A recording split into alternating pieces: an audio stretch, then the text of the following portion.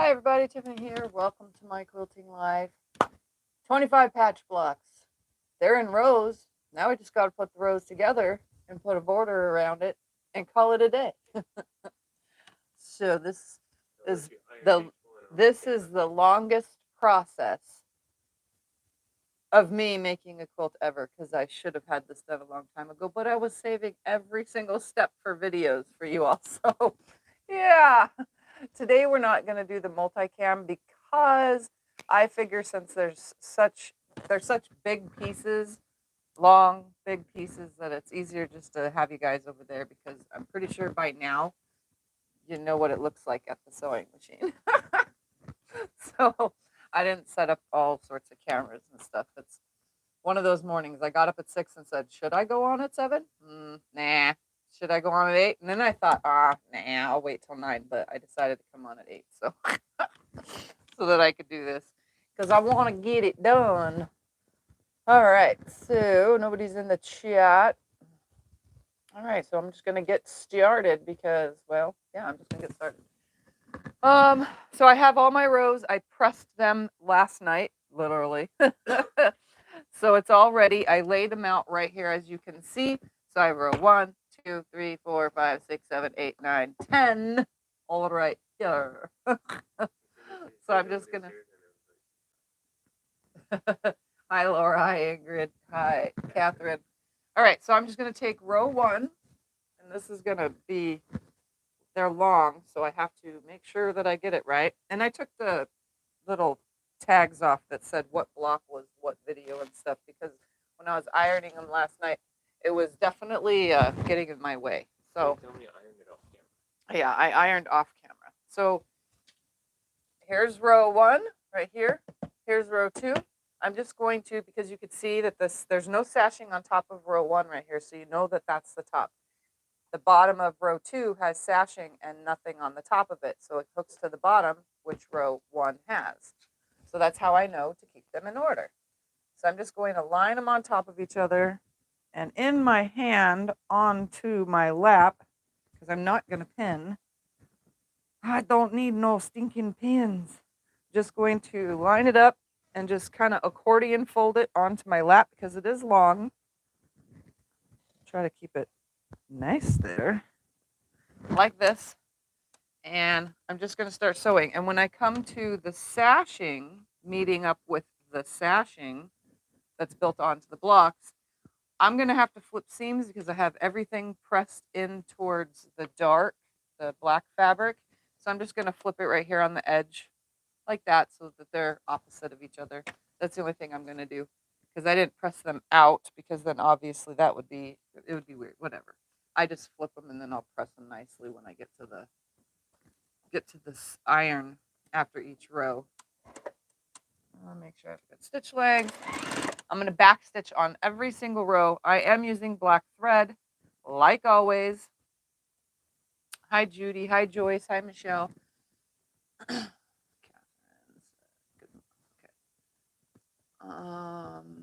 Hi, Susan. Hi, Cindy. Hi, Laura. Yes, this is definitely a big work of art. So I'm just going to line this up, and I'm going to start with my first seam down here, and I'm going to turn it and hold it tightly. That way it stays nice all the way. So it's going to take a while to sew all 10 rows together, because, well, they're large, long rows.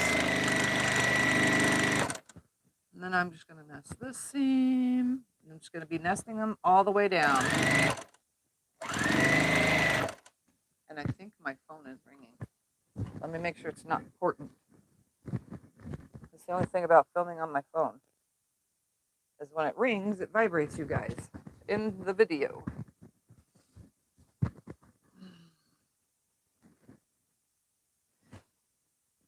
Okay, back onto my lap.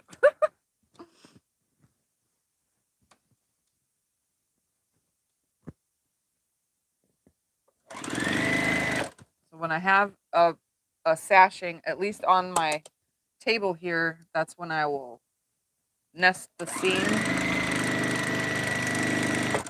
come to the next one, blah, blah, blah. You kind of really know what I'm doing. Just going to hold them. I do have to make sure that none of the rest of the seams flip because I don't really want that much. If they all flip, then it's bulk because it's going to have like one seam facing one way and the rest of it's kind of going down on its own, and we definitely don't want that. So I have to watch it because there's literally thousands of seams because there's, you know, a lot of 25 patch blocks here.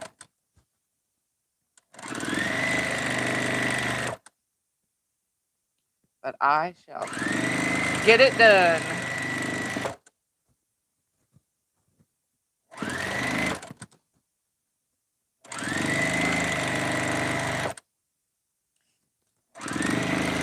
It may take me a bit, but I will do it.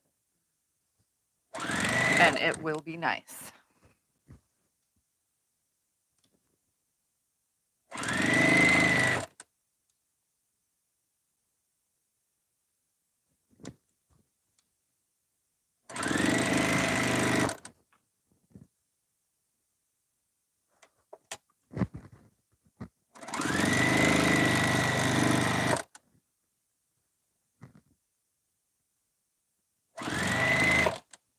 And again, you can pin when doing this. I'm just really lazy about pinning. I really never pin anything. It would probably make it easier because then you can just not have to worry about adjusting things. You could already have it pinned and ready, but this is the lazy way, which is my way.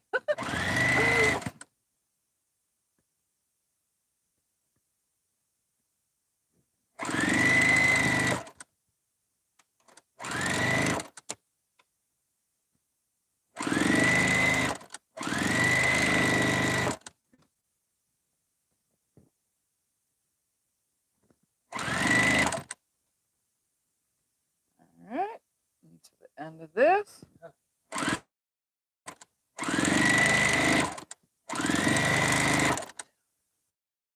Huh? Oh, I had to stop my phone from ringing. I didn't realize it 100% vibrates the screen. All right, so row 1 and row 2 are together, and there I go knocking my thread out. See, working on the thing right here causes me to knock my thread out, but I just have to adjust a little.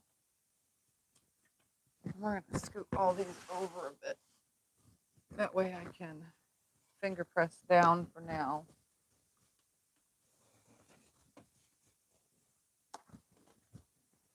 While I open the rows up. And I'm always pressing in towards the black. Makes it easier. And when I go to iron, it should all be nice and flat.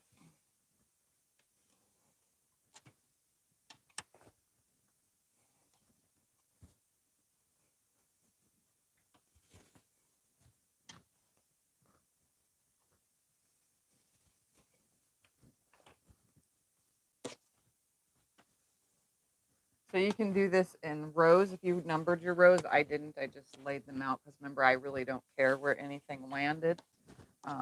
As long as the correct one ends on the bottom and on the top, that's all that mattered.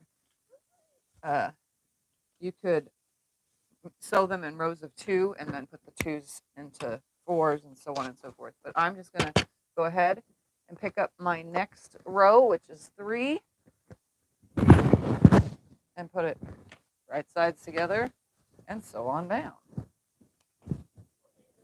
I am going to mostly try to put it in my lap. It's going to get heavier and heavier and more awkward to do as I go.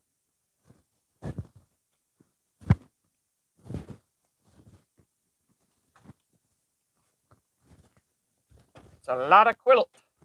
A lot of quilt.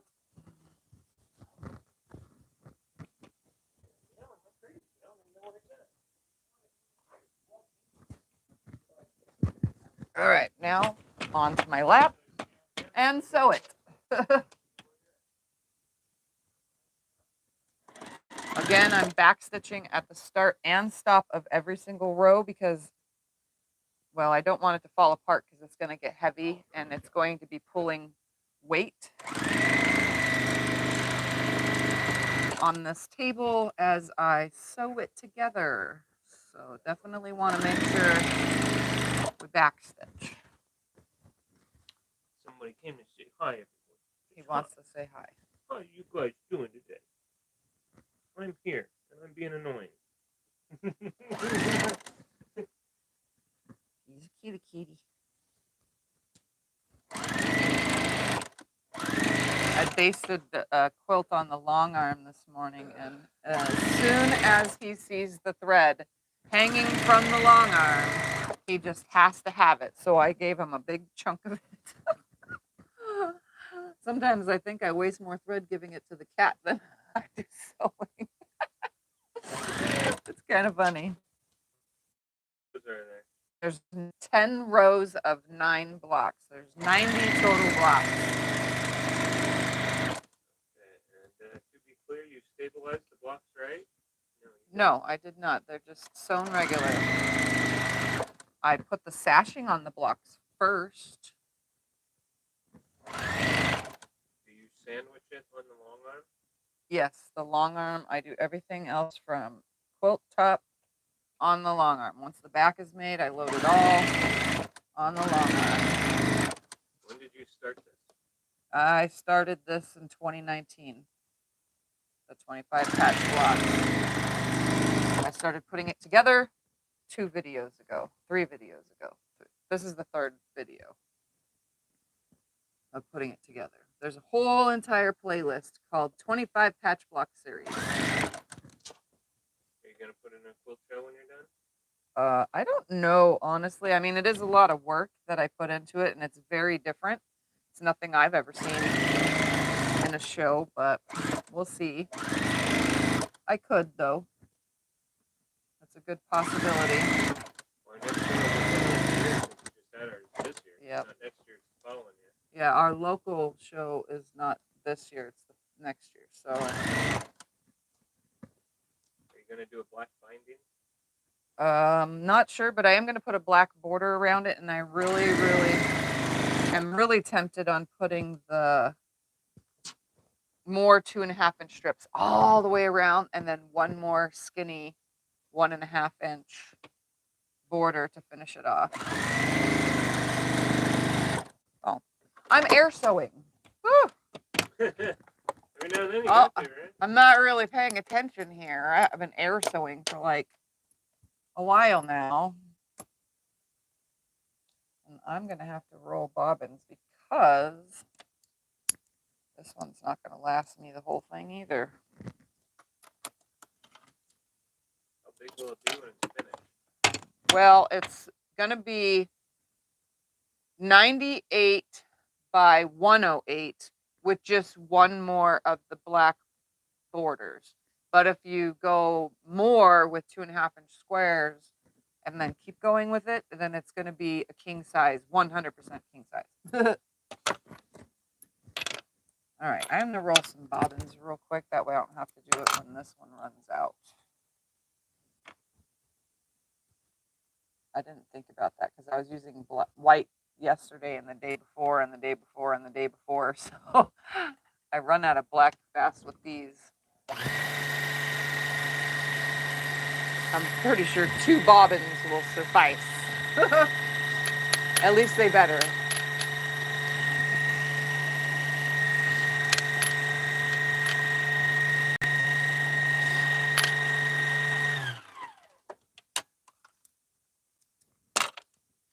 I definitely should just buy myself a second bobbin winder just for in here. That way I could still sew while bobbins are winding. Ah, that's awesome.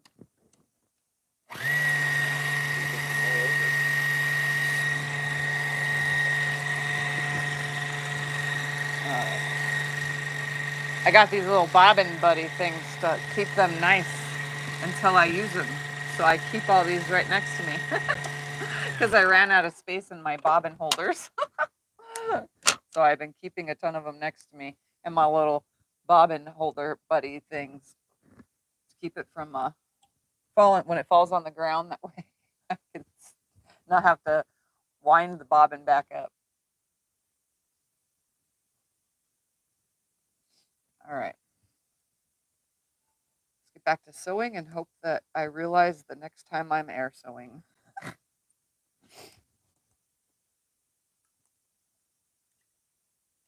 Oh, come on, get in the hole. I don't have very steady hands, if you guys didn't know that, so it makes some of this harder to use all the little tools. All right, where did it end? It ended about right here. All right. Snip away that thread. And continue on.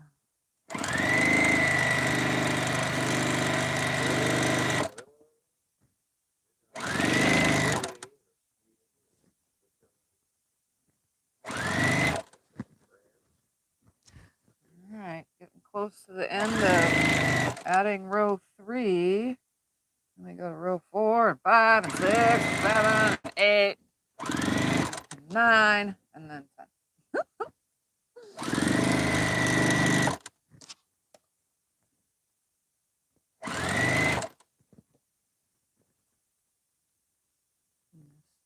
Zip.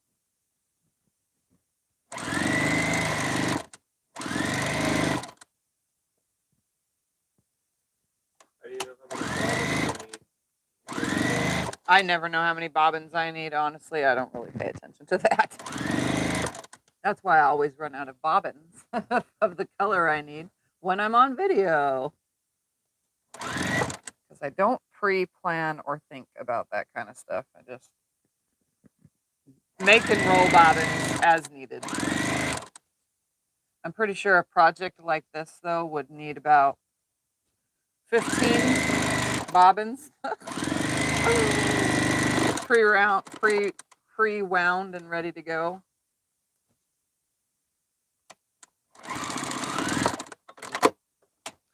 All right. The third. I'm just gonna, for now, finger press it. And then add the fourth.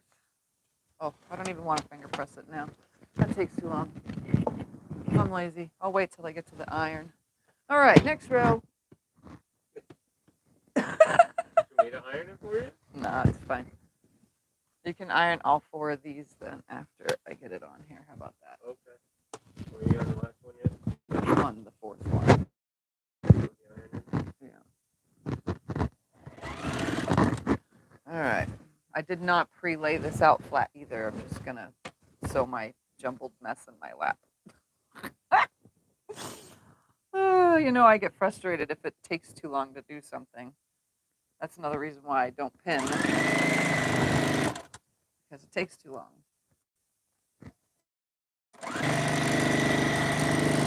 I'm all about skipping those steps. Lots and lots of steps. If I do the steps that most people do to have accurate stuff, I still get frustrated and then stop doing it. I don't plan to be on camera, so I'm just wearing a gray t-shirt. Yeah, he's not wearing his Iron Man shirt today. We're like he's way over there and staying off camera. He's just reading y'all's lovely comments. Well, it's too hot to wear a shirt at all. So. Sit in the corner.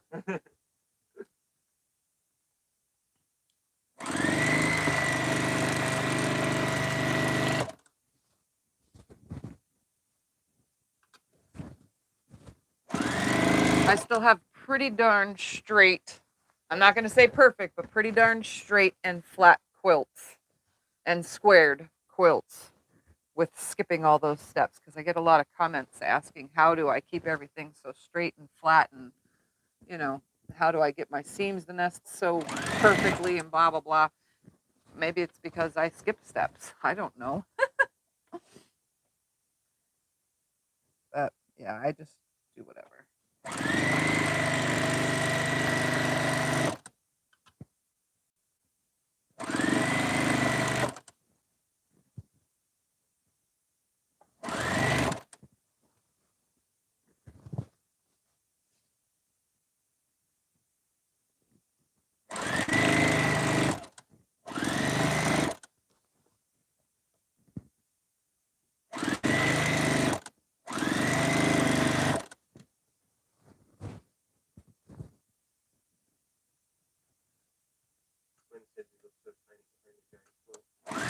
Yeah.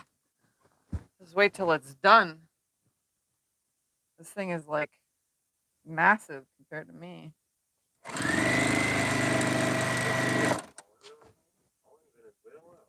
That's because I'm on in the morning. And it's nighttime for them. I don't know this. What editing program do you use? To edit, I use Wondershare. It's a Filmorigo, Wondershare Filmorigo. When I edit, that's what I use. It has all sorts of features that I've never even applied yet because I don't know how. I just use basic editing.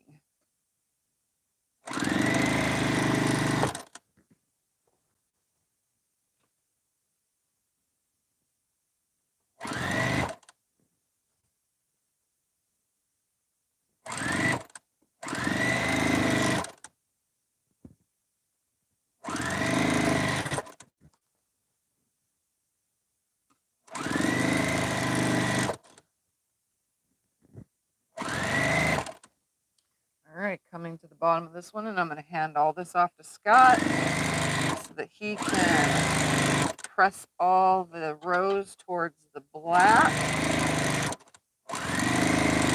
And while he's pressing all this, I am going to put the next 4 together, I guess. They need to be pressed towards this, please. And try to keep this as flat as possible.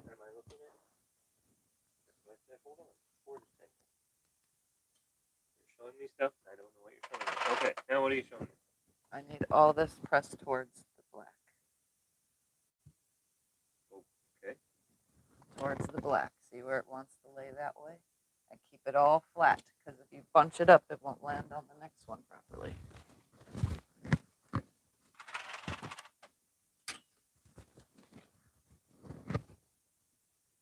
There you go. Okay, I need this though. Well, I just sent that there for a second, so I can flip it. All right, so here's the next row and the next row. There, I sent it on the ground now. You can see it. This thing can reach the table? Yep. Oh, that's gonna be fun. Yeah. That's why you're letting me do it. Huh. All right. Let's get going some more. He's not used to pressing when it's become large, especially this big. I put stuff bigger than the table. It's just you have so much stuff around the table.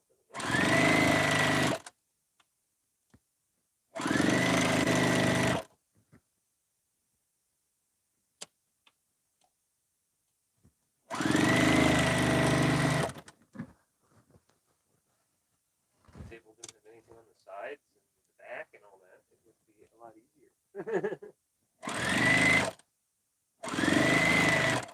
So this way? Yep. But make sure this one doesn't go the opposite way too. So you have to actually fold it flat first. And What? no, nothing. Am I doing it wrong? Yep. Well, you Fine. said that way. Fine. What am I doing wrong? Hold on, guys. Show me what you want. Then. You start by flattening it. So we're just working on this row at the moment. Because you don't want this top one that's still going that way. You don't want it to flip this way. So the best thing to do is flatten it first, like this. And then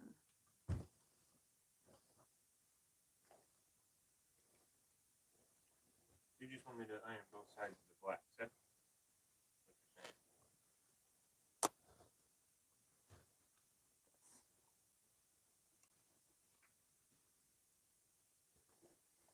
that. Okay. Woohoo! Okay, I think he's got it now, ladies and gents, if there's some here.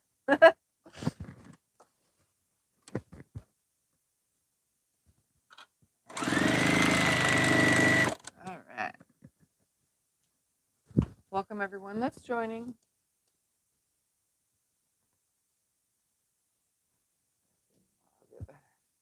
Oh, it's fine, Beverly. It's okay if your squares are wonky.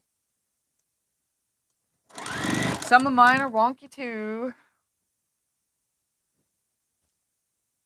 I try to show you guys all the wonkiness, though. I have in quite a few videos shown you when I've, messed up royally.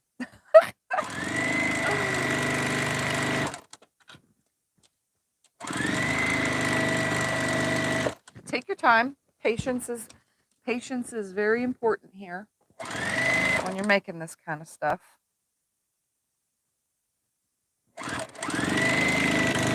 When you're learning, at least. When you're, like me and just constantly doing the same stuff, I don't need no patience.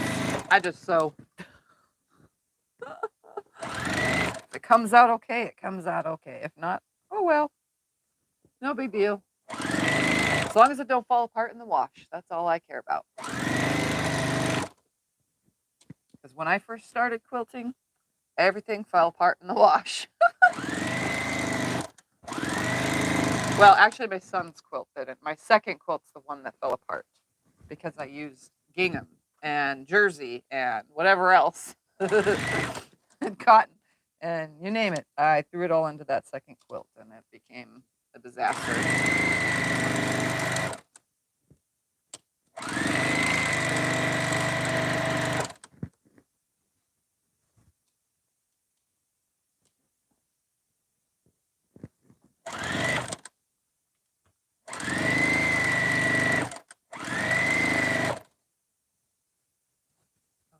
No. Oh no, it yanked a little too much. I shall make it work. There we go.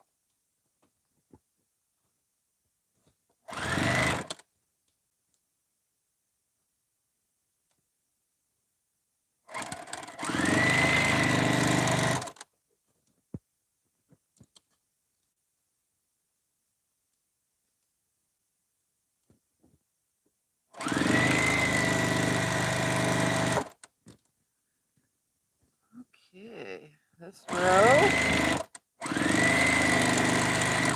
These two rows, this was 5 and 6, are now together. Now let's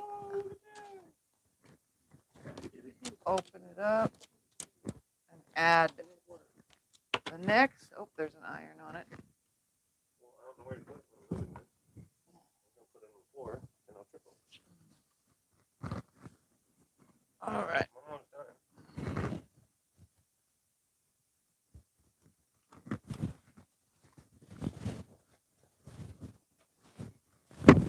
Always worried of falling off the iron board.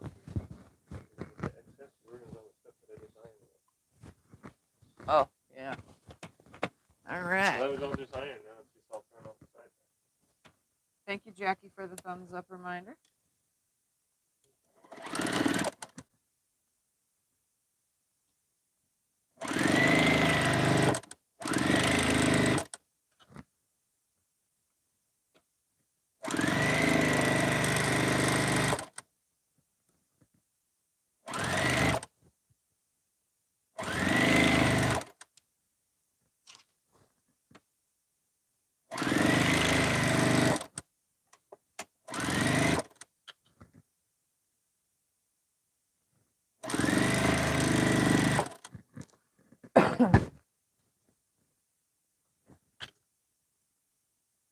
Oh,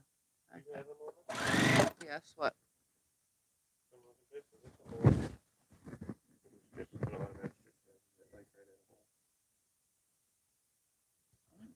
Interesting.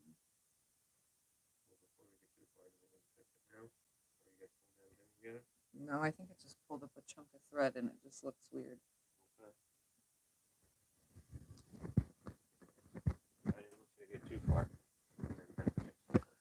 Scott found a big chunk of thread, guys, and it looks like it just yanked on the fabric a little bit and it made it look like there was a hole, but there's not a hole. It's just a big chunk of thread.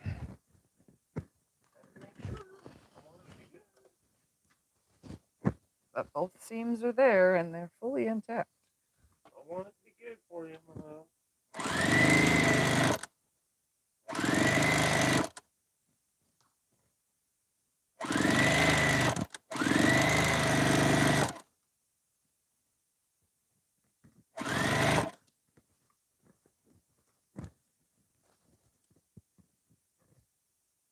This makes Sherry want to go sew instead of what she should be doing.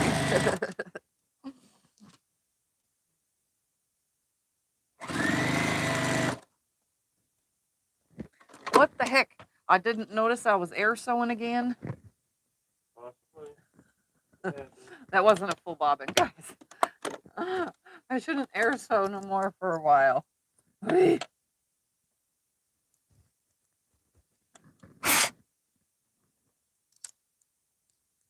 funny. That's 2 times now I'm sewing and not even paying attention. That's what happens with black thread too. For some reason, like it blends with my eyeballs or something. I don't know. I don't see what I'm sewing or not.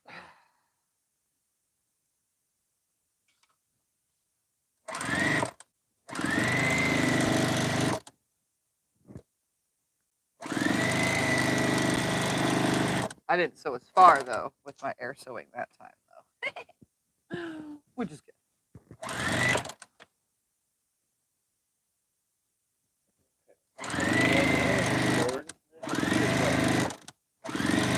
What's good?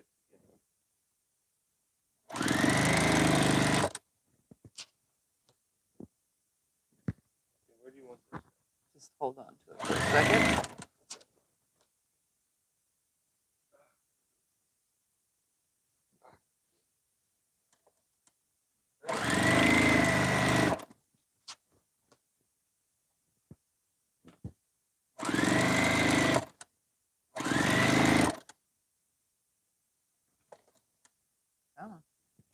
Oh, adjust right there. Thank you. I talk to my fabric like it's actually listening to me. But you know it really isn't. I think after this project, I really, really, really need to take this Juki outside and give it a bath. Because, oh my goodness. All this black thread dust, whew, it's everywhere.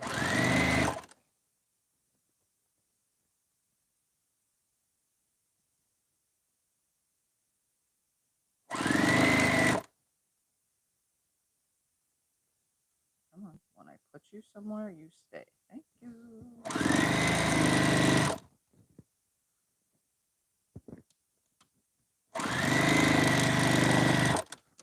So I just make sure that everything's lining up as I go. Again, I'm nesting these seams. It's lining up just right, just the way we want it. It's not having any issues. The only thing I'm fully watching for is I don't want my seams along the 25 patch blocks all flipping. So I'm just making sure those are staying down the way that I put them. All right, so we're going to take and add another one to this, and then we'll attach it to the other, and then we'll hook the last 2 together and attach those onto the bottom. Yeah, you can iron it while I'm doing that.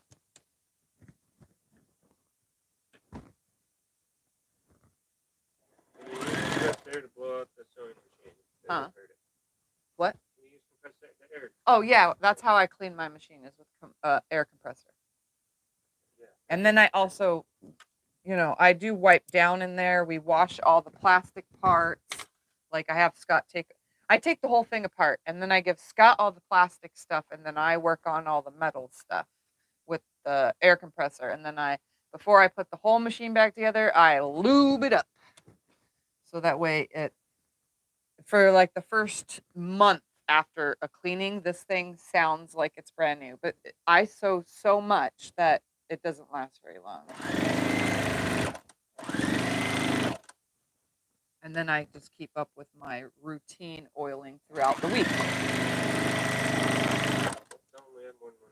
Yeah, I have more than one video of me cleaning my machines. And I do it with all of my machines. Every single machine gets air blown out because compressed air isn't moist. But it's like, you know, the spray, what is that? The spray can of air, canned air? Is that what it is? It's called canned air. Yeah. The canned air has a little bit of moisture to it. So I don't recommend doing that. You want something that's drier so that you don't add moisture inside of your machine, because it does blow up into the everywhere that there's computer hooking parts, especially in little machines like this back here. You don't want that. So I do compressed air, and I was told by now several different machine cleaning people that that's how they do it. So I'm not ruining or hurting anything.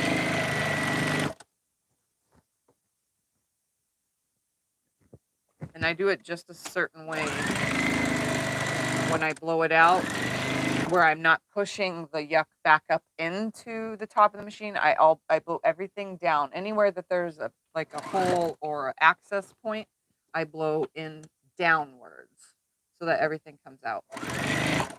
And that way nothing's getting lodged up anywhere. My machine gets fully taken apart though for all that. I don't just pull this area off the needle plate. I don't just pull that off. I pull everything off. The bottom, the plates, everything.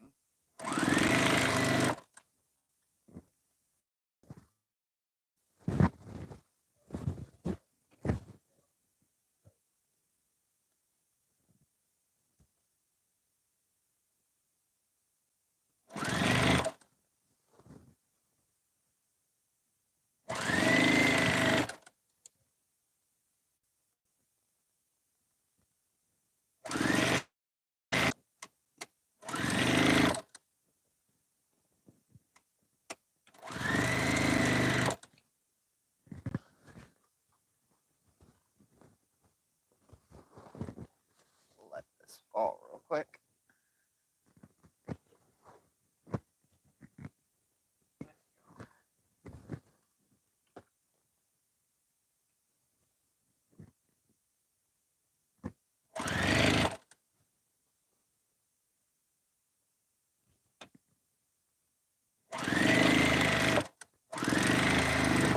Have a cold water, please. Yeah. You want juice or anything? No, just cold water. Okay.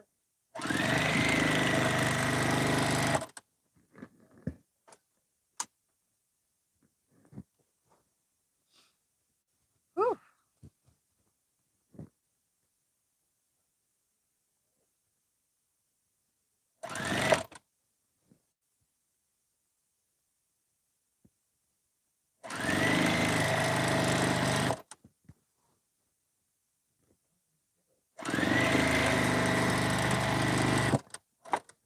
Thank you. It's open.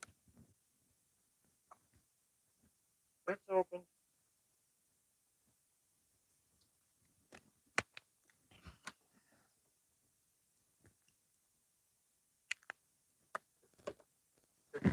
Dale says everything's lining up beautifully. Your fabric one's there, misbehave. It's lining up pretty good, yes. Which is good because it needs to. It needs to line up and be nice.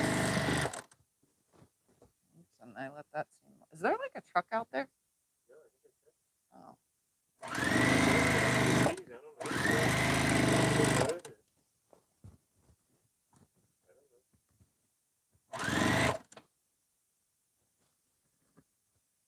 think the cat is unhappy. The kid is making weird noises outside. Like, what the heck is going on today?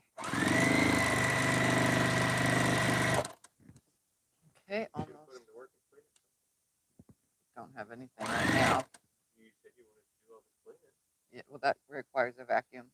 I don't want the vacuum on while I'm live.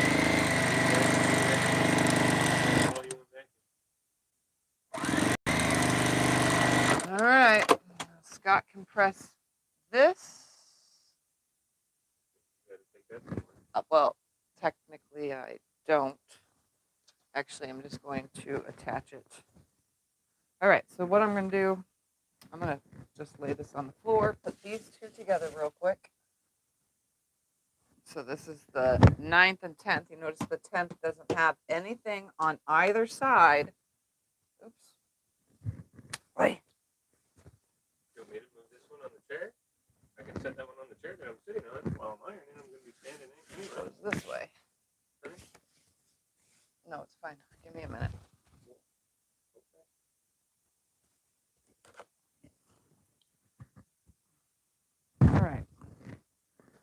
going to put this on here. This darn thing is taller than me by like 2 of me. I bet you that's how big it's gonna end up. I could lay on it twice. I don't think it's gonna be that. That'd be 10 feet. You are 5 foot. Yeah. Nope. It's not gonna end up 120 inches, but it's definitely me and a half. Because I'm a little short stuff.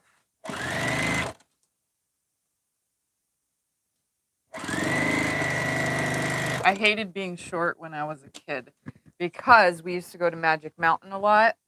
And when I was a kid, due to my height difference from even my own sister, I had to sneak onto rides because I was not tall enough to ride all the big kid rides, even though I was a big kid.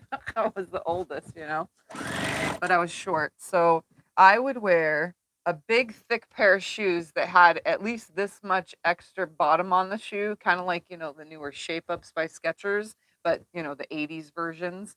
And then I'd wear like 5 pairs of socks. Yes, at Magic Mountain, I would go in the summertime with like 5 pairs of socks on just so that I would have height.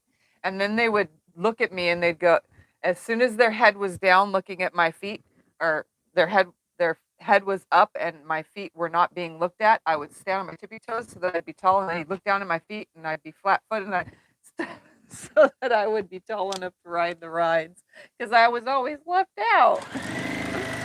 There was one disadvantage when I was a kid of being short.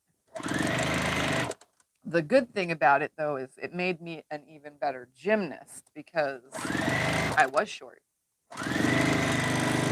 So all my tumbling, I didn't have to worry about jumping a little bit higher to make that flip because, well, you know, my head wasn't going to hit the ground because I'm short. I hated it. Anytime we'd go somewhere where height mattered, let me tell you, I was like, why can't I be taller? Don't bother me now as an adult, though. Except for like when we go places where people are sitting in front and I have to sit in back and it's like straight seating. I'm like shorter than all the heads, so I gotta like see over their heads. Like I went to my friend's wedding, what was it, last year? And everybody in front of us, we sat in the back because we got there just a few minutes late and sat in the back, and everybody's head's taller than me. So I'm sitting there in the back watching my friend get married.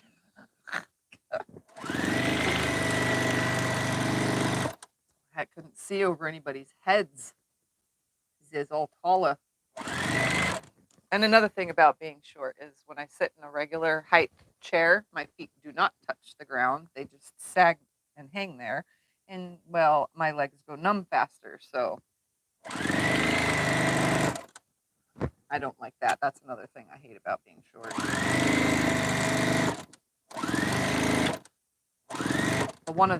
Another plus is when I make a quilt and it's huge like this, it covers me fully. I don't have to worry about it falling off of me or my feet sticking out at the end. Which is kind of cool.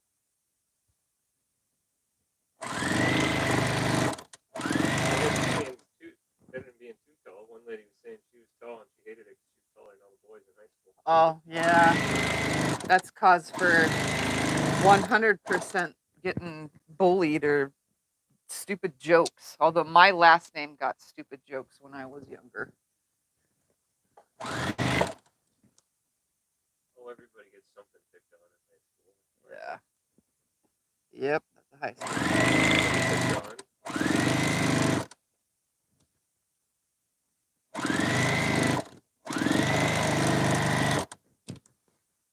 My lovely hair attire. your no hair. Well, I started going bald. That's when the no hair thing came in. That's when I shaved it because I was going bald. But yes, I got quite made fun of going bald. Things that nobody can control. Control either.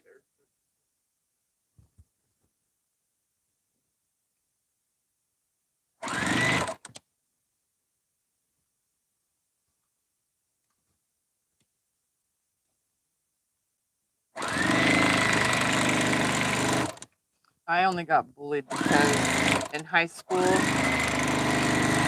I liked to wear my muumuus to school. I was obsessed with like 1960s and 70s style muumuus because I don't know why, but yeah, I'd wear them. And obviously, I'd, accessorize and I'd wear my Doc Martin boots and it would look really awesome. But, you know, not everybody likes that style because a muumuu is not a dress and you shouldn't go to school in it. And yeah, in the 90s in high school, yeah, I got made fun of for that. But it was cute. I'd wear my hair in some like rock style curled pigtails and wear a muumuu and some Doc Martens and tons of jewelry everywhere. And then I got over that stage and started dressing punk rock. And then I got over that stage. So I got made fun of for the fact that I was a little, eccentric. And I still am to this day. But I do dress pretty normal, besides my normal everyday pajamas, I should say. I have regular clothes that are normal. All right. Those are the bottom two. We're going to attach them to this now, which is going to be even heavier. And then we'll flip the two big, huge pieces together. So what I'm going to do, because this is going to shift and move and all that Do you not fun want me stuff. to iron the thing first? Nope, we're just going to attach it. I'm just going to line this down. You're just going to have me iron the whole big, huge, ginormous thing? Yeah, I'll get that. Okay. All right. It's most of the way down. Now that it's awkward and heavy, even half of a quilt, it definitely, need to keep it on your lap and on the table as best as possible. Melissa said she had a bunch of ear piercings. How many did you use? I had 13 in each ear by the time I was in 9th grade. So, yeah, I had that also. And my nose was pierced. My lip was pierced. My eyebrow was pierced twice. Yeah, I had a lot of piercings. As you can tell, I've taken them all out except for some earrings and a nose ring over the years. Oh, and a tongue ring. I didn't take that out yet either. But I'll probably leave that one in. It doesn't bother anything. It just sits there. So I'll be like 90 with my tongue ring still. But I grew out of my lip rings, which I've done that since you guys have all known me. Some people have noticed, and some have not. Well, you used to get quite the nasty comments. Yeah, I used to get comments all the time. Very nasty. Yeah. Why do you have those things in your lip? It's god awful ugly. Blah, blah, blah. Yeah. Stupid. I'm like, well, that's me and who I am. Then when I turned 40, I was like, why do I got this? That looks dumb. And I was always taking them out for MRIs because I get MRIs every year, for my MS. And yeah, I was always taking all my jewelry out. And it becomes a hassle if you have like a ton of piercings, to go get an MRI once a year. So I just took them out and left them out. Mary says, wow, you're a gangster. Yep, I'm actually wearing real clothes. You guys haven't seen the back of my shirt yet either. It's actually kind of cool. It is cool. I like that shirt. The front says metal or death. I don't know what that means. I don't know whatever. It's just for heavy metal shirt, I guess. Take it. But Why don't you show them the back? I'll show you the back when I can actually stand up. Because right now I have all this on my lap and I don't want it to fall.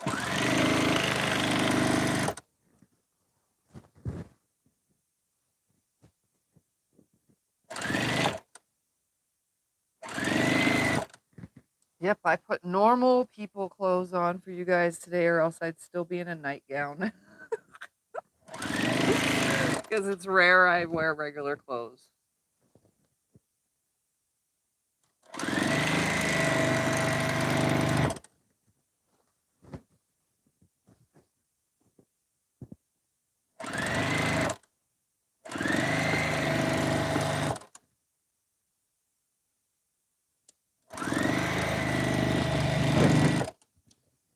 Well, if you get me out of gym clothes, then you know we're going somewhere nice. Yeah. I wear gym clothes everywhere. Scott always wears gym clothes, and I'm always in pajamas. Heck, I even go to the grocery store in pajamas because you know what? I don't care. What is anyone gonna say? Oh, those are cute Olaf pants. And they're warm too. Oh. Come on, stay down. Stay where I put you. There we go. I hate when the seam flips right at the sewing machine, but it didn't flip enough to sew over it yet.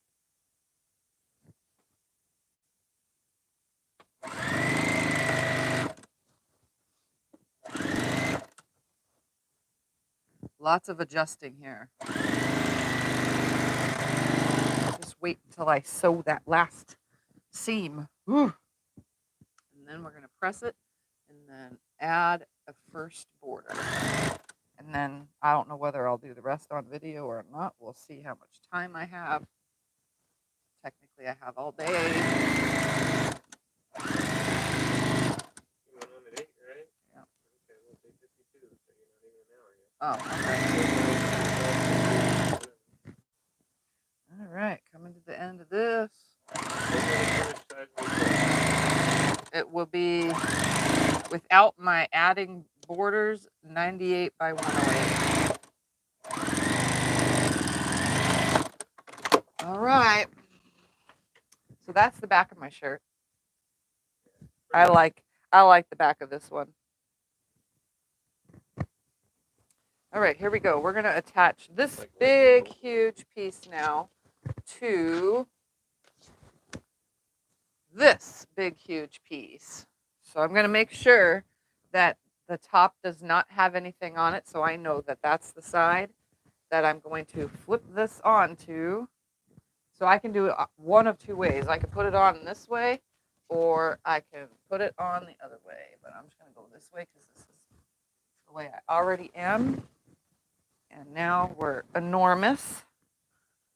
So I need to just grab it up like this. If I touch the mic and it rubs, I'm sorry. All right. We're just going to grab this now and go. I'm just going to line this up onto my lap somehow. The only thing about quilting when it starts warming up here, well, piecing big quilts like this and they're like fully on my lap, is the fact that it gets hot underneath these. So, you know, just forewarning you all, throughout the summer, I do wear tank tops because, you know, it gets hot being under these quilts. Just the top alone is, you know, 100 degrees.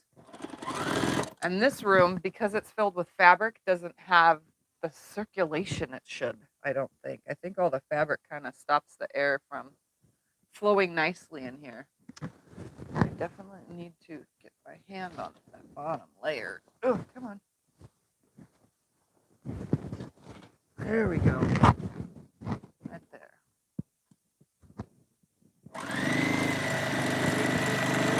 What? Yes, this one I'm keeping. I put way too much time and effort into this one to do anything else with it. So, like someone said earlier, if it turns out, you know, really, really good, I think I could enter it into a quilt show because it's different, you know, or I could just have it on my bed. Either way.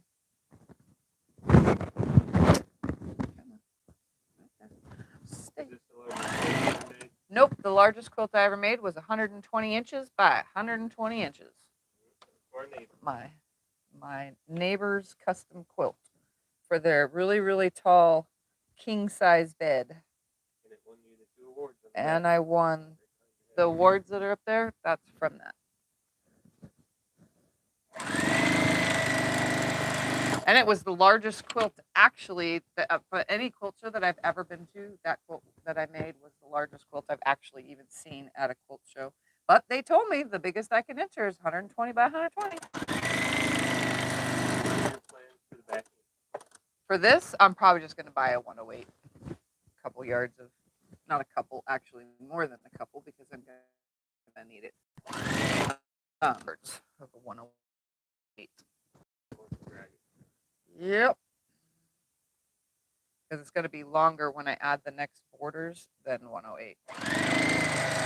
And if it ends at 108, then you would need 3 1/4 yards. If you stop at the 108 length, you know, if you don't add more borders, then you'll need 3 1/4 yards of a 108 because the width is not 108. So you'll have plenty of room there. But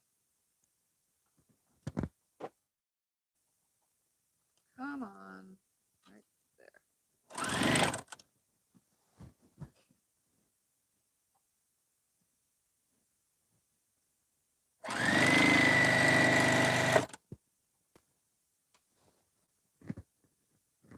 Said this quilt shows you are patient. Shows what? You are patient. I am not patient. I just want it done. Wendy says you're much more organized than you could ever be. I don't know about organized. I have OCD, so things are, you know, have to be a certain way. It's probably why Iron Man doesn't get to iron as much. Because I need things a certain way. This is an organized disorder. Yeah, organized disorder. Yeah, whatever. I like my version. Yeah. Organized disorder. Organized chaos. There you go. Okay. I'm getting close. Need to reach my hand in there. Where did it go? Right there. I like to reach my hand in between the big seam. This right now just looks like a big old jumbled mess. Soon it won't be. And I think I'm going to iron it before I hold it up at this point. Plus we have to hunt down my son so that he can help hold it up.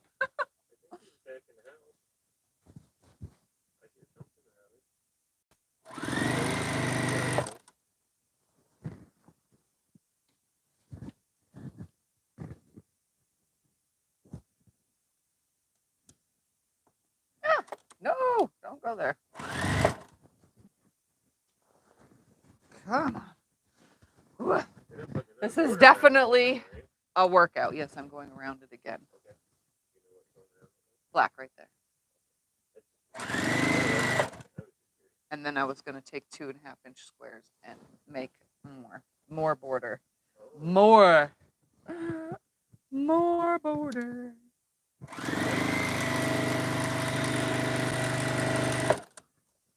But different squares. Just pull out the bins and start grabbing one of every color and start sewing them together. Are you doing that today? Probably. Don't pull it out yet. No, because this is going to take a minute. Plus, I got to add the first border around it, which is only 1.5 inches. But I could go 2.5, 2.5, and 2.5. How many more inches would that add?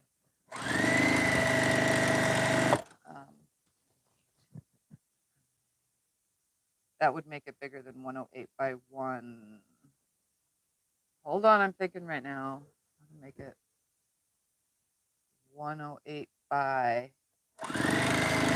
118. Whoop, that's too big. Nope, can't do that.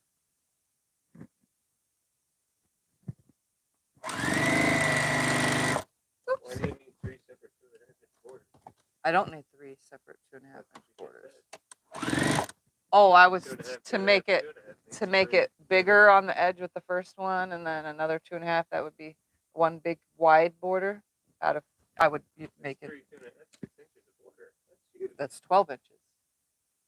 Because you got to think it's on both sides. Yeah. Nope, I'm gonna do the 1.5. All right, guys. I'm gonna press this carefully. And then I'm just going to do it off camera, which is away from y'all. Plug in other iron for you? Yes. And pull the cord completely out. Okay. This is a lot of quilt.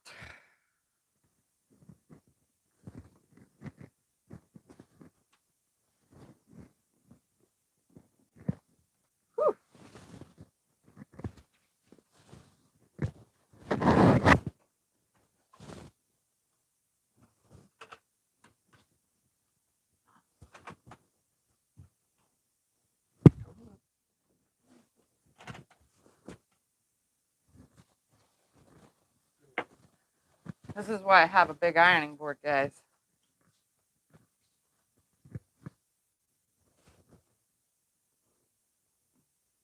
The funny thing about the big ironing board, though, is being stuck up the wall, it wrinkles it as I'm pressing.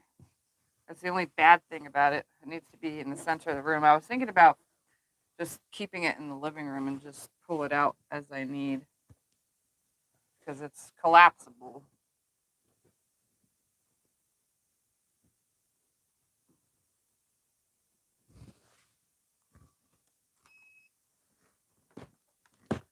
Could you Guess I'll quilt give it- as you go, putting these together? Yes, you can do this as quilt as you go. I don't do quilt as you go because I have a long arm. There's no purpose in quilt as you go. That's why I've never taught it because I've always, since I've been on YouTube, I've always had a mid arm or a long arm. So there was never a point in quilt as you go. And honestly, I personally could care less about quilt as you go. Again, it's because I've always done it on a frame.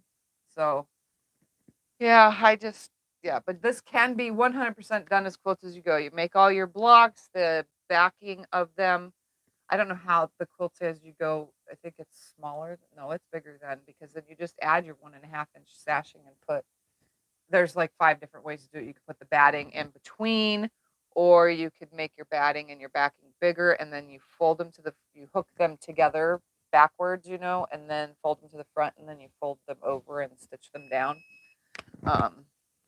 I know how to do it. I've done it, just as little projects, but I never finished them. Why? Because I never was interested in it. I'd just rather make a whole top. Nothing against anybody that does quilt as you go. If that's all the space you have, then by golly, use it. But, I can just make big tops and quilt them.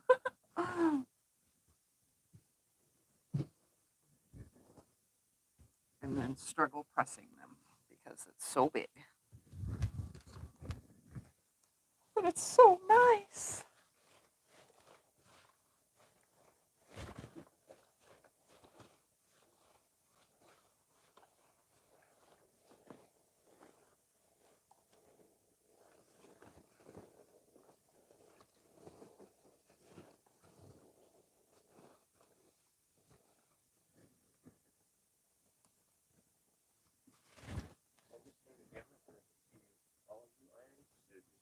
Oh, I didn't want to show the top yet. I wanted to have a dramatic top showing.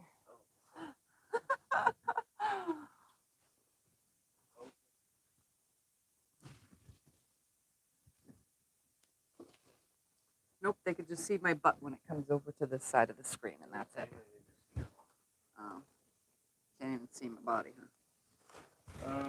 Yeah, a little bit. Where'd you get the stickers on your machine? My stickers on my machine came from a friend, but the friend sent them to me. They came from urbanelements.com. And that's elements with a Z. So ELEMENTZ. Urbanelements.com. They're called machine tattoos.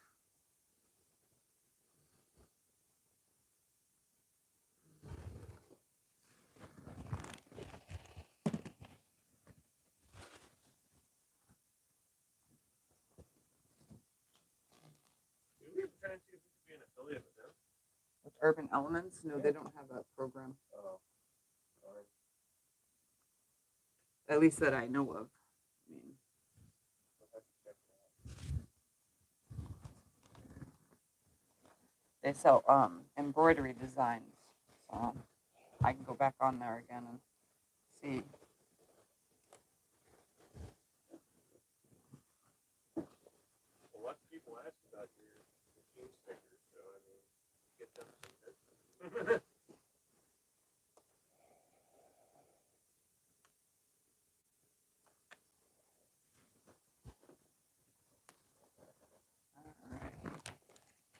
I'm up to about where you were. There's something going on with that. It's getting fuzzy and hot, fuzzy and hot. With the camera? Yeah. That's because somebody's calling again. Decline. Oh, that's what that was. Yep. Nope, it was an 888 number. 866 number. That's how I know they're spam.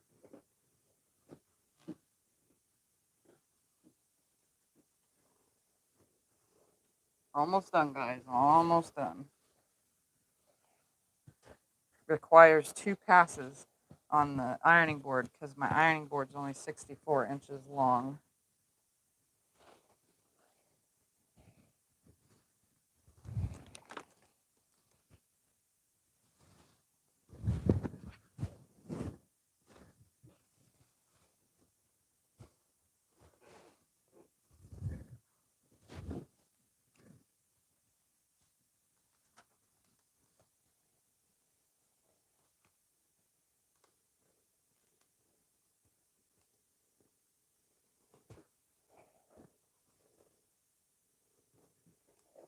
I like it with every cornerstones being different. I mean, there's a couple repeats so far that I've seen, but not many.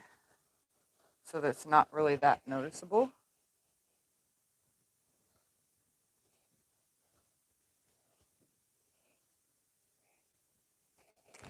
Ingrid made a big ironing board using our video. Awesome. Yes, having this big ironing board. If you have the space for a big one, I highly recommend it if you're always making big quilts. Definitely is it's I don't know, it's like a time saver almost having this because you don't have to try to wrangle it on a tiny ironing board.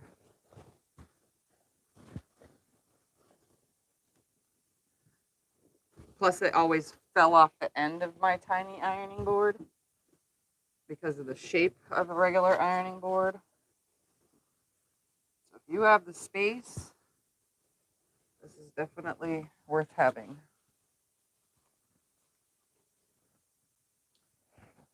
I don't really have a lot of space in this room. This ironing, you hit your hip on the ironing board if you don't walk in my room properly.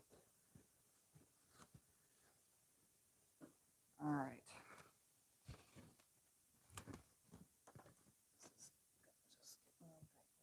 CJ, can we borrow you for a second? Oh, we done? We ready to pick it up? Yep. The beast. There. This completely Oh, out of the where are we way. going?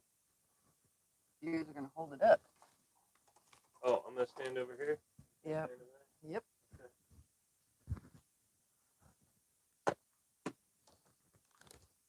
All right, guys, give me 2 seconds. CJ.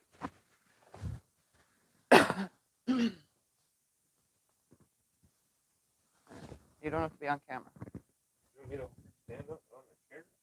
No, just hold it as. Ground. It's fine. Just hold it as tall as you There's can. also a fan right there, right above your head. Oh, okay. Hold on, let me open the bottom. I'm moving over farther. Hold on. I'm not done. Turn the camera. I am. Just 2 seconds. All right, guys. This is what it looks like so far. Let's just get myself back here.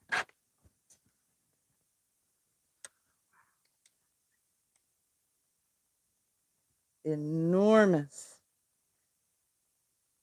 Just needs the borders to settle it. Okay, so hold on. We got to go this way, guys, because it's This way. I can't see you. on the floor. Obviously, it's wrinkled. They can't hold it completely flat. No.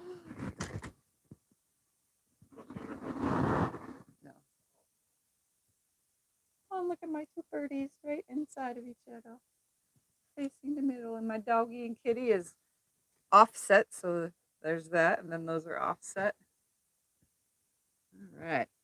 All right, you guys can turn it down now. Yep. All right, now to add some borders since I have plenty of time to keep going. Let's put it on the ironing board.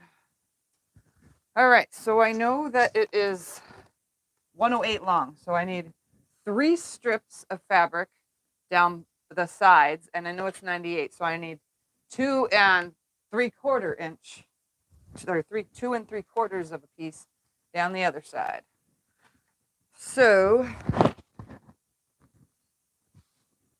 we're gonna cut this black fabric.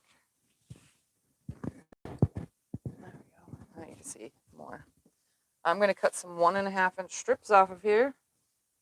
I need 1, 2, 3, 4, 5, 6, 7, 8, 9, 10, 11. I need to cut 11 total. I think 11. And if I need more or not, I'll cut it. Where is cutter? Right here.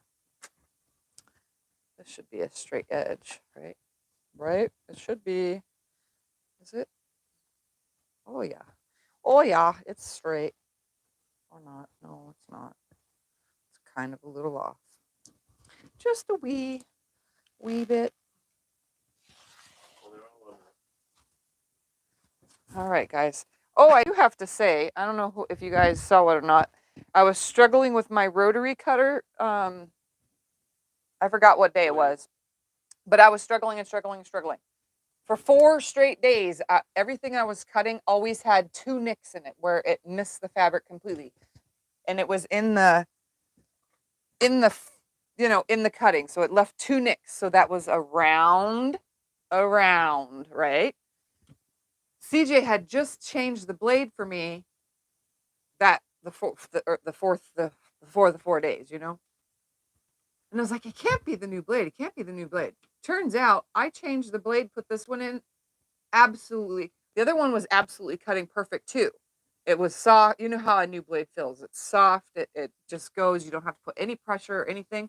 It was doing that, but it was leaving nicks. Turns out that blade had burrs in it. So it had 2 burrs that were hitting in the circular motion. So I put this one in, nothing. It wasn't my mat. It wasn't the way I was cutting. It turns out it was the blade after all. So if you have constant pieces left behind, you might want to check the blade.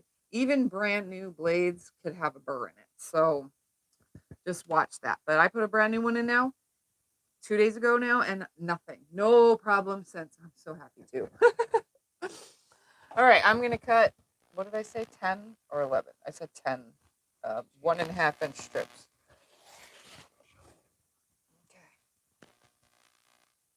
Okay. 2.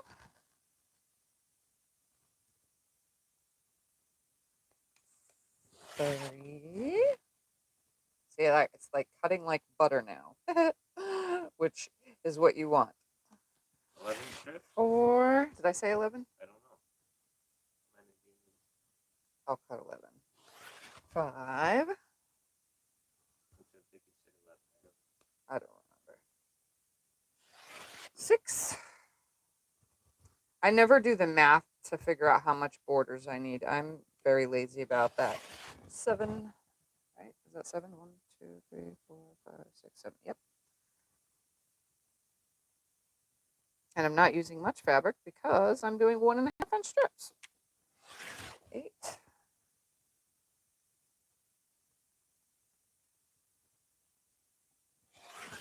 9. Yeah, we'll just cut 11 to be on the safe side. 10 and come on, get on there. 11. There we go. So I used hard a fabric to be able to go all the way around this quilt. Now I'm just going to align these up sideways because we're going to do this the same way I always do borders. I'm going to slide it up like this. And I'm going to line the salvages, stack them up, and cut them all off at the same exact time.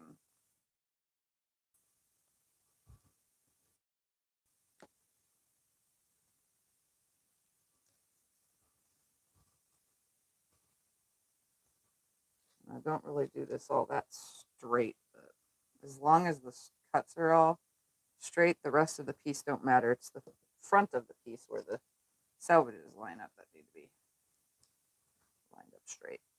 The rest of it, I could care less.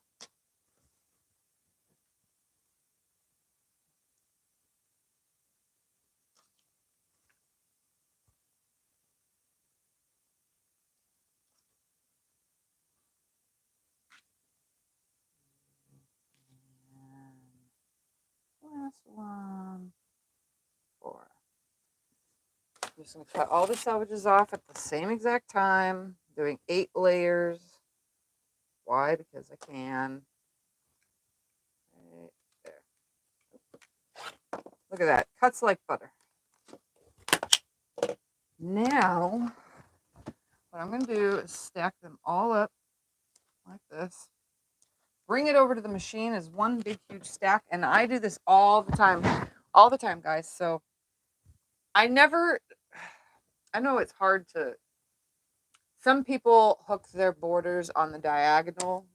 I don't do that. I never do. I just do straight seams.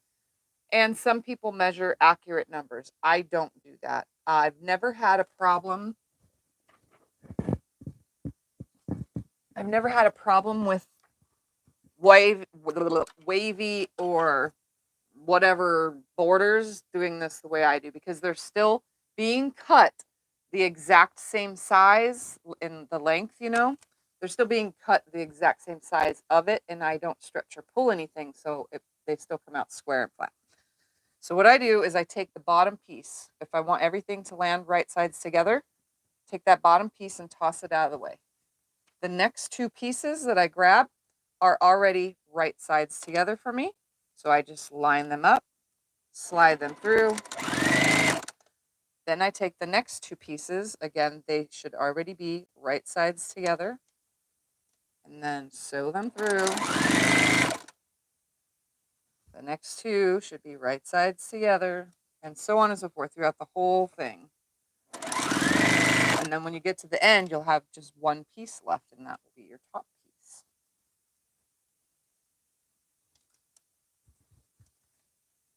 So this is how I do my borders. At first, I didn't do it this way in the beginning. I just sewed 2 pieces of fabric, but now I make this big long chain. I find it saves me a little bit of time. I don't know why it does, but it's just because they're already made or something. I don't know. I just do it this way. And I don't know anybody else that does it this way. I just do it this way.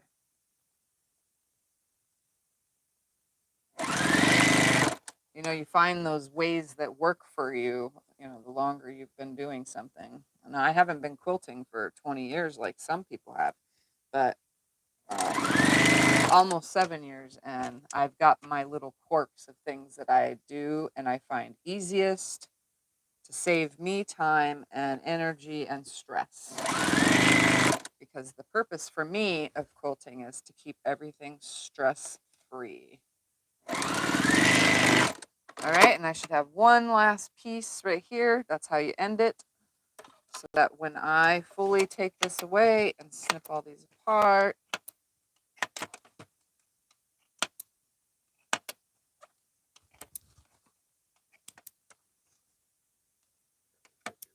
I will have one long, continuous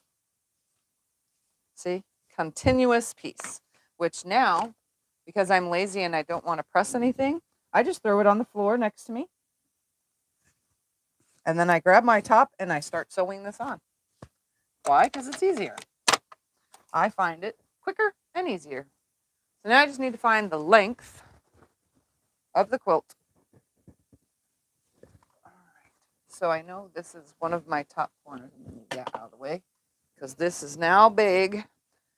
This is my top corner. I know that because I remember that block being there. So what I'm going to do is find the opposite side right here. And I'm going to go down this side first, down that side second, and then the top and the bottom. So I need to find the whole entire side and stick it on my lap.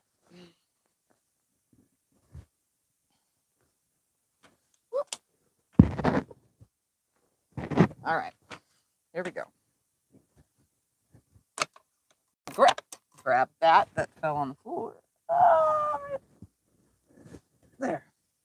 And since it's black on black, I can't tell what side is right or wrong, so I'm going to make sure I find that first seam so that I could go like this in my hand and make sure that this is right sides together.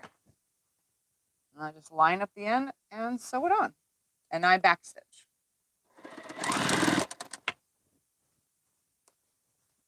All right. And I don't pull. I just lay it on here and hold it and sew it on. Line it up with the edge, hold it, sew it on.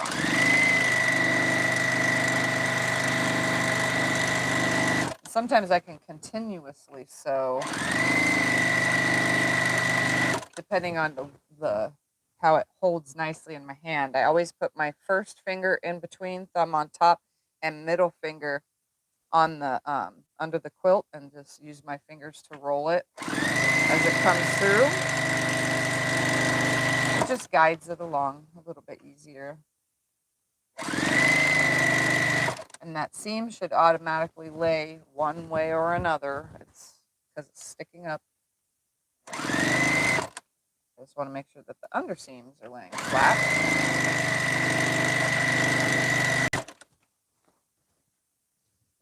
Pull a little bit more off the floor.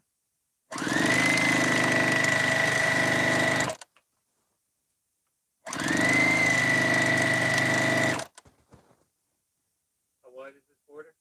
A 1.5 inch. Same as my sashing. I didn't want to go any bigger than that. And even if I ended it with just this border and then quilted it, the binding would, you'd still see the border after you bind it. It still has enough there to see it, because this is a pretty big quilt. So if you were following along the whole thing, the whole entire way, then it's definitely going to be large. Just know that. It's in between a queen and a king, which is fine because I'll have that extra hangover even if I don't add another border.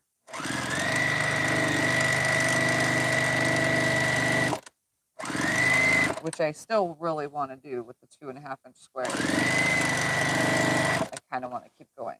All right, so I'm coming to the end. Obviously, it's hard for you guys to see right here. What I do, because I, again, don't measure it before, I measure it while it's on. I let the sewing do the measuring. I take my end and I fold it on top of itself right here, nice and straight. And I make a little crease when the fold lands at the edge of the bottom of the quilt. I make a little crease when the border is sitting on top of the border. And then I just snip it with the scissors, and before I even sew it, you guys can see it is now the exact size of that side. So the end back stitch, take this whole entire thing and flip it to this side.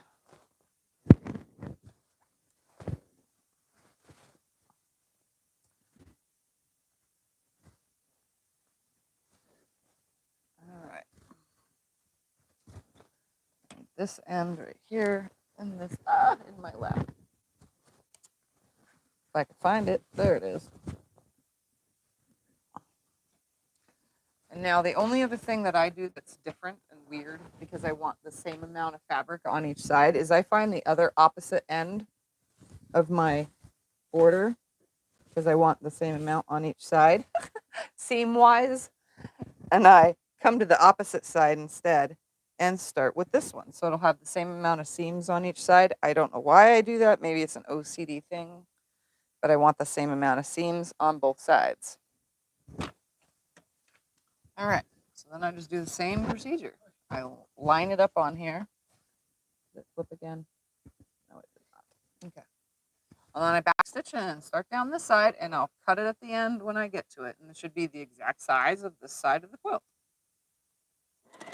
Some people say it makes it wonky or something when you don't do it right, or you measure the distance between the end, the middle, and the end, and get those 3 measurements and take the closest to measurement. But I've found that it still lays flat and it's still square. And even if it wasn't, I can square it and make it lay flat with some ironing, some steam, and the long arming.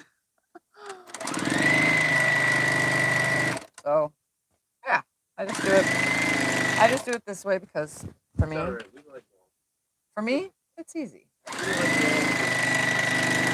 Saves extra measurements, time, and hassle. And with a quilt that's this big, it's really hard to find floor space to get that accurate measurement between your ends and your middle. So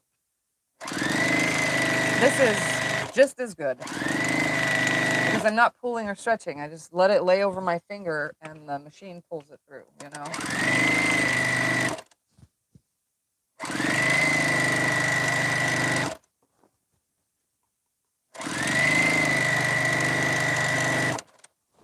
The cornerstone in each corner. Yeah. You do it however you want.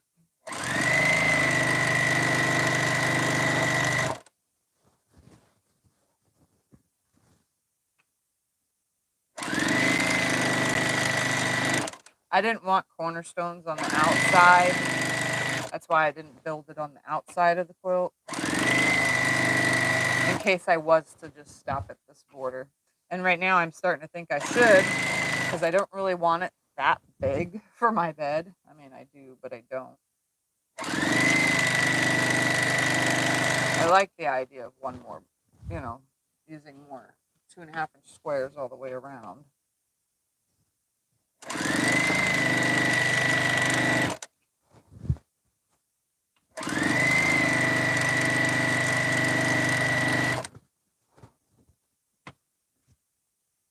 The main part about all this is making sure you're adjusting so that way everything's flat as you're sewing. I'm coming. As soon as I come to this edge, once it's on the table and fully flat and everything's sitting flat, that's when I fold it on top of itself. I line my little fold up with the edge of the quilt. I do a little bit of a crease, that way my scissors have something to grab into, and then again, it's lined up equally with the end. So it was pretty much cut the exact same size of the side of the quilt. I'm not going to iron. What I'm going to do now is I'm just going to finger press right here at this end, and I'm going to rotate and start now on this side. So this is the top, and then I'll do the bottom. But I do have to find the whole side to put it on my lap. This prevents me from having to get up and move and adjust anything, and you know. All right, now I don't swap ends because I have an equal amount. And now I just do the sides. So I find my right side down because I'm using a solid. And I find that seam, which is facing up, and I start sewing. And I backstitch, like always. Mainly on borders. I really don't backstitch any other thing. Mainly borders.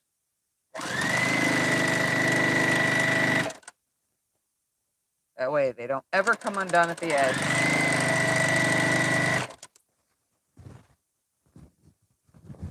I just adjust, lay it, sew it. Adjust, lay it, sew it.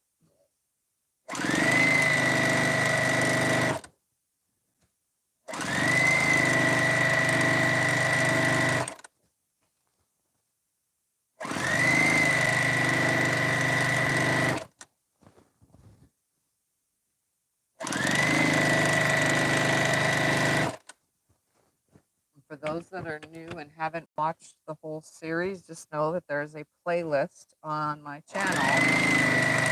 When you go onto my channel, the top will say Home Videos Playlist. Click on the playlist thing and look for the 25 patch block series. 100% step-by-step on every single block from the beginning, even when the video quality was horrible. And then you guys have the step-by-step video. 45, 46, and 47 is putting the quilt together. And then 48 and whatever else will be quilting it when I finally do get to it. Don't expect that to be anytime soon. I actually have long arm jobs I need to get done before I keep adding my stuff to the frame. Because my clients' jobs come first.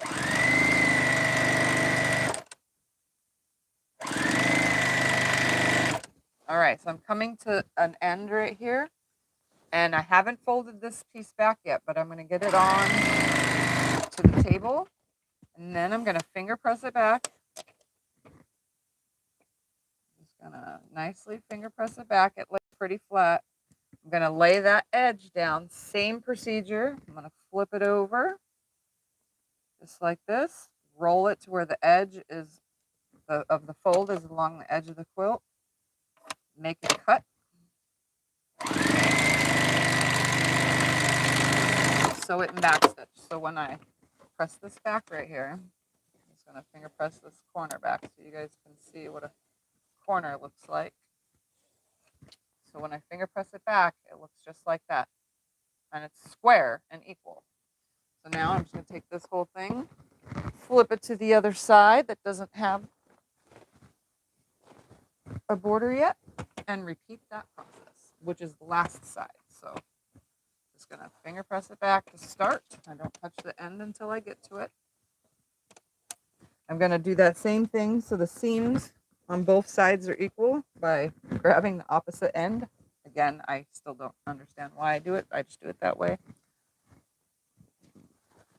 The whole thing on my lap. Joey says your corners are amazing. Right sides together.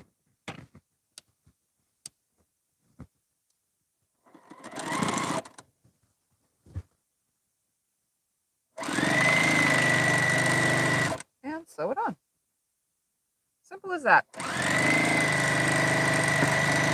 No added stress, no added headache, no math problems, just work. Just making it work. I cut out all those middle things.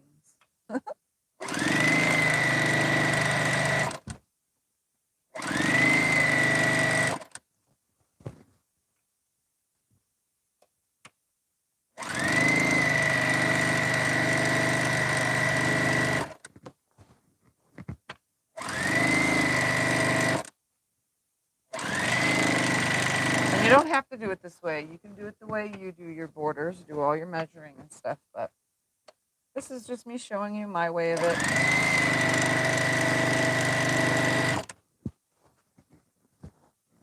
It's a really skinny border anyway, so.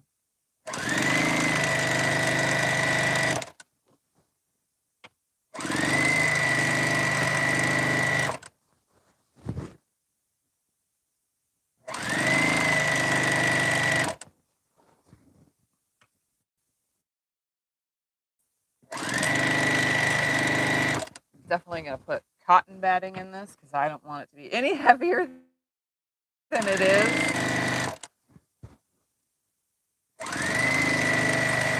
My birthday quilt, since my birthday's in November and I always put my birthday quilt on the bed, that one has poly in it, so it keeps me nice and warm. But this one can be year round. So this one's going to get cotton in it. All right, so I'm coming up to an end onto the table. In the summer here, it's so hot, it doesn't matter what blanket. Yeah. I have a dedicated summer quilt. It's one of my ugly quilts because it's very thin. There's a sheet on the back. I used a sheet on it. And it doesn't get all hot and sweaty, which is good because I don't want a hot and sweaty quilt on the bed in the summer. All right, so I'm just going to fold it, trim it. Here's my leftover, not quite one full strip. So technically it was 10.5 strips. Back stitch. And now all I need to do is press the whole entire border back all the way around, which is quite easy to do. So can you plug the iron back in for me so I can press this real quick? What time is it, by the way? Oh, never mind. I have it in front of me. So now is the decision. Should I or shouldn't I take my 2.5-inch squares and make a really long chain of them and go around this whole entire thing with 2.5-inch squares and then one more 1.5-inch strip?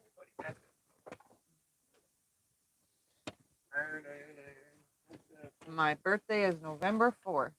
What are you doing there? Oh, I didn't know. I was born on election day, Tuesday, November 4th. All right, so I just finger Does press. your mommy still go vote? No, she was in the hospital screaming at the TV because she didn't want Reagan to be president.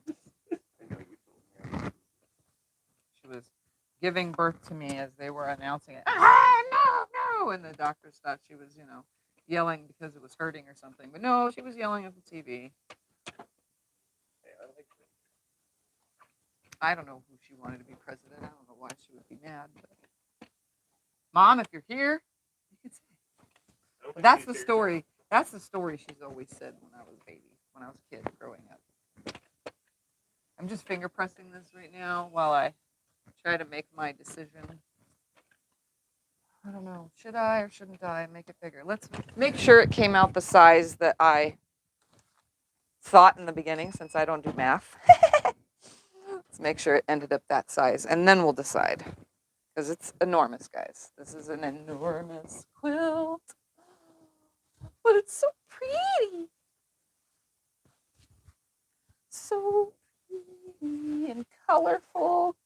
There's hundreds of fabrics in here, guys. Hundreds of them.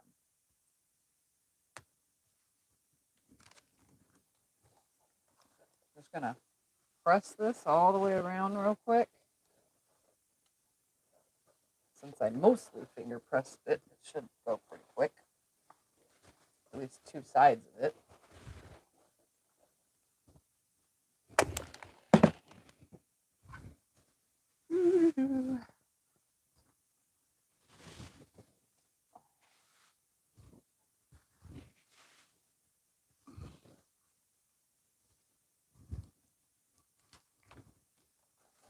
Big quilt. I like big quilts, and I cannot lie.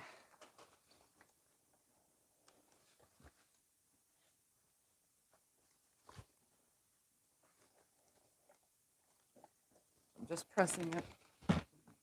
Got one side fully pressed. Now for the next.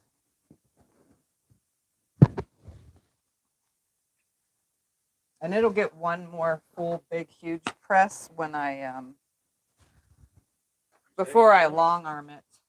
Write the song. So.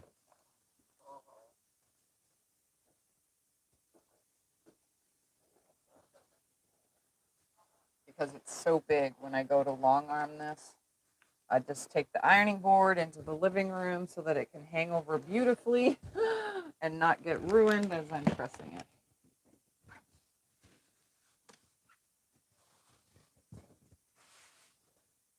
Plus, I don't think all this yanking and tugging this way in this room helps the quilt. I think it kind of stretches it a little. But that's okay because it could be steamed back into submission.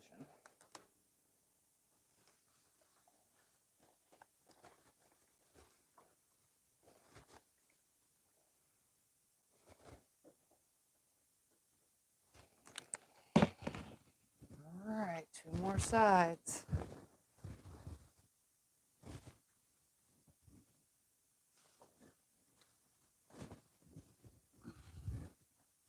It's so cool. Every time I turn it and I see more of the blocks, it's like, wow, I made this.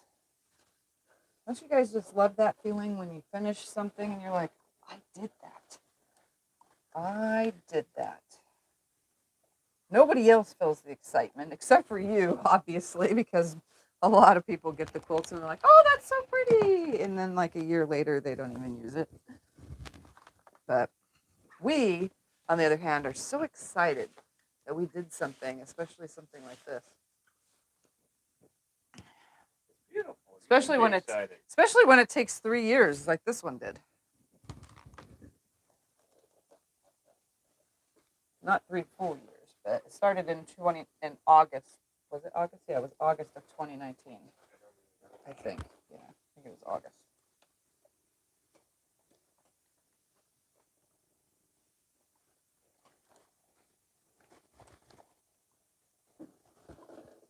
All right, one more side. And then I could measure it somehow. It's got to be folded, but it's not going to get folded properly to do that measurement because it's so big right now.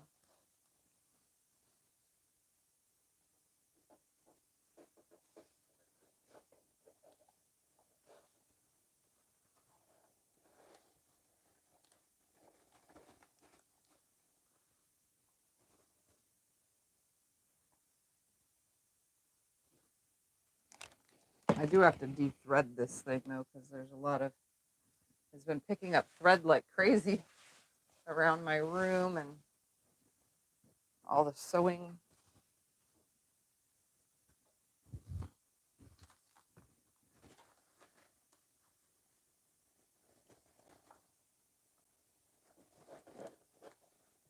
Oh, that's nice. Tracy says it's worth watching every one of the videos. Watching this come together is awesome. Yeah, definitely. All right. Thank you, Tracy. That was nice. Yes, thank you. All right, here we go. We're going to measure. Just going to attempt to fold 2 sides.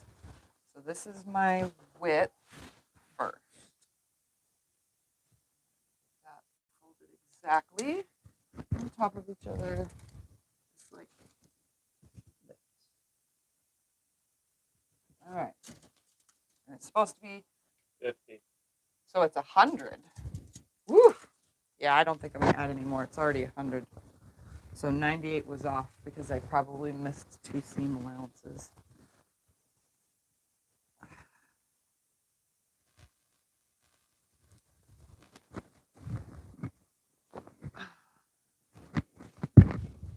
Oops, let's get it flat. It's grabbing. Here, I'll hold this side.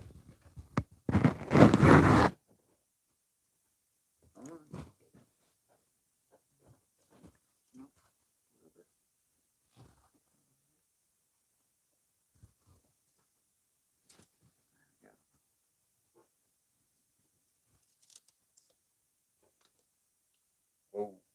56. 112. So it's 100 by 112, my friend. So I was off with my math, and I'm not adding anything else to it. That made my decision right there. No more. No more borders. It's complete.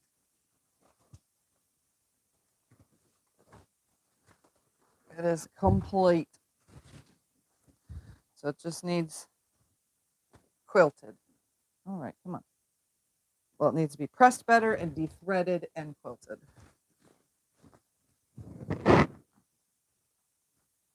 There we go. So there's some of it. There's some more of it. Do you want me to hold up an end? Is that what we're doing? I can do No, that. I'm folding Oh, actually. okay. So 100 by 100 and what'd you say, 12? Yes, 100 by 112. Yep. The So lady it wrote is on here. 100% a king size quilt that's going to be going on a queen size bed. Look at this thing, guys. I bet you this weighs like 5 pounds just in fabric. Look at that. That's not including the backing, the batting, and everything else that's going to go to it. Yep. Woohoo! I finally completed something. Oh no, I complete stuff all the time. All right. I finally completed this series minus the quilting part, which I'm going to film that too. I'll probably just film it as a video instead of a live stream. I don't know what I'm going to quilt on it because there's so much, but I do know that I am not quilting each block individually because there's 90 blocks. I really don't have 90 different designs in my brain. I just don't. I don't have it. I do need to go through though and start getting all these threads that are poking through the seams. I mean, it's not a lot, but it happens on every single quilt that I do, and every quilt that you guys do too. All right, Again, what are you going to use for backing? I'm gonna buy a, what is it again? 108? Oh, 100 by, so I'm gonna use 108, 3 1/4 yards of, no, actually I need more than a quarter now. I'm gonna just get 3.5 yards of a 108. I don't have any here, so I need to get some. I kind of want to put purple on the back since it's for me. Why not? Put the color purple. When it comes to quilting, the thread color, I'm probably going to use a neutral, like a light gray or something, because that'll blend with everything. But then I've done lots of quilts with black borders or black sashing, and then I end up using black throughout the whole thing. But I might even have like a dark blue that looks good, or a medium soft blue, or I don't know. I'm probably gonna choose and just have fun with it. I don't know what I'm gonna quilt on it, but whatever it is, it'll be good. So that's what it is. Well, that means we're not going to be on again next Wednesday till we get back. Yeah, I won't be on next Wednesday. If I do it live, it won't be then, and I won't have a video by next Wednesday. So just look forward to a video of me finishing it in the future, because again, I have to order backing fabric for it. So, and it's not getting. I can't put cotton in. I put 80/20 because I don't have. They don't sell the cotton more than 96 inches, and I don't want to piece it in there on our rolls. You know. Actually, no. I might have a big, huge piece up there in one of my bags. I don't know. Quilt each row different? I could quilt the rows different, but I'm not gonna. I'm gonna do an all over. I'm gonna do something edge to edge. So, anyway, all right, guys, I finished it. Look at this thing. That's a lot of quilt. Look at that. That's a lot of quilt. It's all folded like 500 bazillion times. I mean, it's so big. Can you imagine what it folds? Look at that. That's just the top. That's about as thick as a regular quilt. That's just the top. Once it has batting and everything, that's going to be big and thick. heavy. That's going to be a thick quilt. That's what I'm saying. It doesn't matter what batting you put in. It's going to be big and heavy. Yeah. No matter what. All right. Well, that's that. At least the top is complete. Thank you guys all for hanging out and the support all the time that it's taken me to put this thing together. I'm glad you all can hang out with me though and follow along with the experience of it. Hopefully, if you guys make this in the future, or if you just make the blocks, don't forget to share them in the group, which is linked in the description below this video, as well as you can also, if you don't use Facebook and you use Instagram, you can follow me on Instagram and use the hashtag Tiffany's Quilting Life, all one thing with no apostrophe. It's just all letters, Tiffany's Quilting Life. And you can share the things that you're working on as well that way. Other than that, I don't have anything else for today. Maybe I do later. I'm not sure. We'll see. But there will be, I think a video comes on tomorrow or Friday. I think it's tomorrow. You guys, like I said yesterday in my mail opening, there's videos until the second. Here, there, and everywhere. They're just scattered. And I'm still editing more. So. Oh, okay, yeah. And I'm still editing more. I'm trying to keep up with the video thing, although there are days that I just don't want to do nothing. So. That. You don't need a video every single day. Yeah. People don't have time to watch it every single day. You can go back to just 2 or 3 a week for a while. So, catch up on stuff. I got to catch up on projects. I got to start another one. And I said, if you skip next Wednesday on that, you can finish it on the following Wednesday when we find it back and get it ordered. Yeah. Even if we order it today, it may not be here by Wednesday. Yeah. Shipping and everything. Yep. Anyway, don't forget to check out the links in my description below, all my affiliate stuff and so on and so forth.